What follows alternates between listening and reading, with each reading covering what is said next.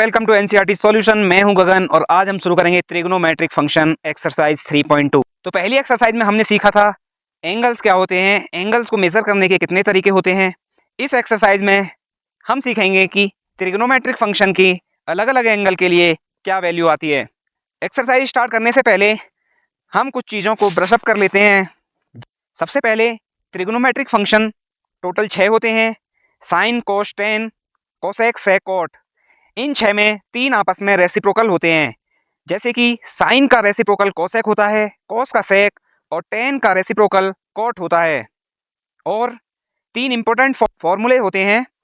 Sign square plus cos square is equal to 1, 1 plus tan square is equal to sec square, 1 plus cot square is equal to cosec square.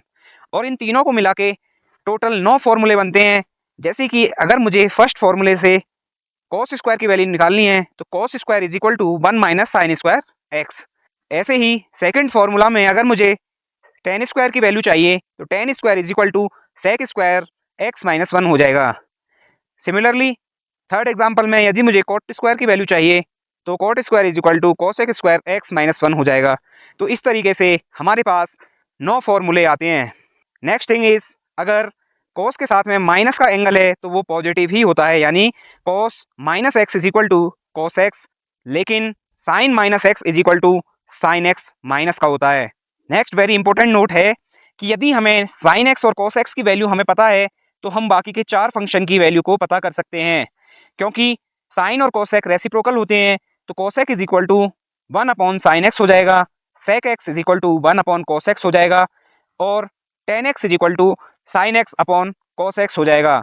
और cot x चूंकि tan x का reciprocal है तो cot x is equal to 1 upon tan x, यानी कि cos x upon sine x हो जाएगा।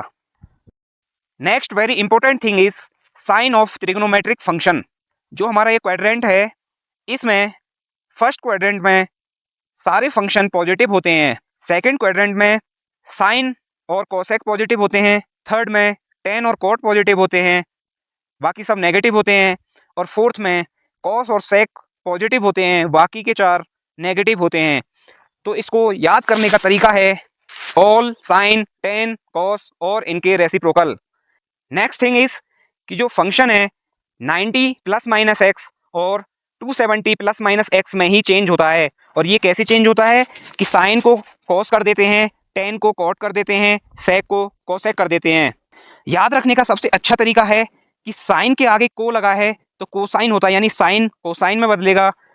तो टेन सेंट का कोस टेन सेंट हो गया और सेक का को लगा दिया आगे तो कोसेक बदल गया। तो हमें याद रखने में आसानी होगी कि साइन कोस में, टेन कोट में, सेक कोसेक में चेंज होगा। 180 प्लस माइनस एक्स और 360 प्लस माइनस एक्स में कोई चेंज नहीं होता है, साइन का साइन ही रहता है, कोस का कोस रहता है, टेन का टेन रहता है। तो 2 चीज़ें हैं कि फंक्शन पॉजिटिव रहेगा या नेगेटिव रहेगा, ये हम क्वाड्रेंट की हेल्प से समझते हैं। और सेकंड, फंक्शन चेंज होगा कि नहीं चेंज होगा वो हम 90 और 270 की हेल्प से समझते हैं। फॉर एग्जांपल साइन 120 की वैल्यू निकालनी है तो साइन 120 को हम साइन 90 प्लस 30 ऐसे लिख सकते हैं। अब हम देख रहे हैं 90 प्लस 30, यानी कि ये सेकंड क्वाड्रेंट में है। सेकंड क्वाड्रेंट में हमको पता है कि साइन हमेशा पॉजिटिव होता है, तो साइन पॉजिटिव हो गया। और 90 प्लस माइनस एक्स में साइन हमेशा कॉस में बदलता है, तो कॉस 30 हो गया। कॉस 30 की वैल्यू होती है √3/2। इस तरीके से हम कोई भी वैल्यू निकाल सकते हैं। नेक्स्ट एग्जांपल है tan 135, इसको हम tan 90 प्लस 45 लिख सकते हैं। 135 चूंकि सेकंड क्वाड्रेंट में है और सेकंड क्वाड्रेंट में साइन और कोसेक ही पॉजिटिव होते हैं, तो सबसे पहले तो ये माइनस का आएगा। दूसरा 90 प्लस थीटा है, 90 प्लस एक्स है, तो tan कॉट में चेंज होगा, तो माइनस कॉट 45 आ जाएगा और माइनस कॉट 45 की वैल्यू होगी -1। आई होप कि यह आपको समझ में आया होगा। इंपॉर्टेंट नोट है, values of sine x and cos x repeats after an interval of 2 pi, same applies for cosec x and sec x। तो sin x और cos x की वैल्यू 2 pi यानी कि 360 डिग्री के बाद में रिपीट होती हैं। चूंकि cosec x और sec x इन दोनों के रेसिप्रोकल होते हैं तो इनकी वैल्यूज भी 2 pi इंटरवल के बाद रिपीट होती है। Values of tan x and cot x repeat after an interval of pi. tan x और cot x की वैल्यू पाई इंटरवल के बाद में रिपीट होती है। चलिए एक्सरसाइज शुरू करते हैं। नंबर फर्स्ट क्वेश्चन दिया है cos x is equal to -1/2 और x lies in third quadrant, और हमें बाकी के 5 ट्रिग्नोमेट्रिक फंक्शन की वैल्यू निकालनी है। तो हमने पढ़ा था कि यदि साइन एक्स और कॉस एक्स की वैल्यू हमारे पास है तो हम बाकी के 4 फंक्शन की वैल्यू को निकाल सकते हैं। तो सबसे पहले हम कॉस एक्स की हेल्प से साइन एक्स की वैल्यू को निकाल लेंगे। हमने फॉर्मूला पढ़ा था sine square x plus cos square x is equal to 1। तो sine square x is equal to 1 minus cos square x, 1 minus minus 1/2 का स्क्वायर हो जाएगा, 1 माइनस 1/4, 3/4 आ जाएगा। तो sign x is equal two plus minus √3/2 आ जाएगा। अब चूंकि यहाँ पे दिया हुआ है x lies in third quadrant, तो हमने पढ़ा था ऑल साइन टेन कॉस और इनके रेसिप्रोकल, यानी कि थर्ड क्वाड्रेंट में टेन और कॉट पॉजिटिव होते हैं, बाकी सब नेगेटिव होते हैं। तो यहाँ से हम नेगेटिव वैल्यू को ले लेंगे। तो साइन एक्स की वैल्यू आ गई -√3/2। साइन एक्स हमारे पास है, कॉस एक्स हमारे पास है, तो हम कॉसेक एक्स और सेक एक्स दोनों की वैल्यूज़ को निकालेंगे। Cosec x is equal to 1 sine x is equal to -2/√3, sec x is equal to 1 cos x is equal to -2। चूँकि tan is equal to sine cos होता है तो यह √3 हो जाएगा, और cot x is equal to 1/tan x होता है तो 1/√3 हो जाएगा। तो इस तरीके से सारे ट्रिग्नोमेट्रिक फंक्शन की वैल्यू को निकाल लिया गया है। Next question is tan x is equal to -5/12, x lies in second quadrant. तो हम जानते हैं x चूंकि सेकंड क्वाड्रेंट में लाई कर रहा है तो सिर्फ साइन और कोसेक की वैल्यू ही पॉजिटिव रहेगी, बाकी सभी की वैल्यू नेगेटिव रहेगी। तो हम जानते हैं 1 + tan square x is equal to sec square x. इस फॉर्मूले की हेल्प से हम सेक की वैल्यू फाइंड आउट कर सकते हैं।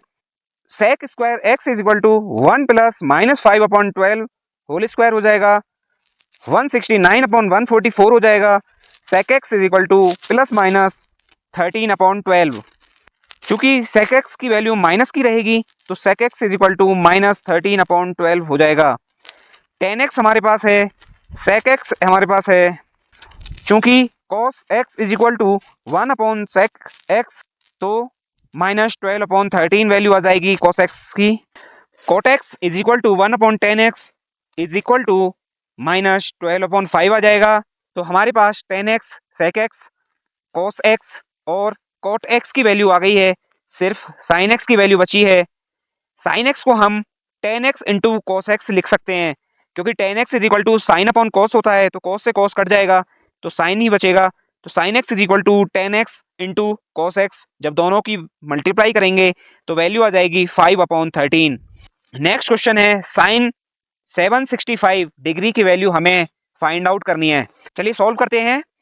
तो साइन 765 को हम साइन 2 × 360 + 45 लिख सकते हैं, क्योंकि 360 गुणा 2 करेंगे तो 720 हो जाएगा और प्लस 45 करेंगे तो 765 हो जाएगा।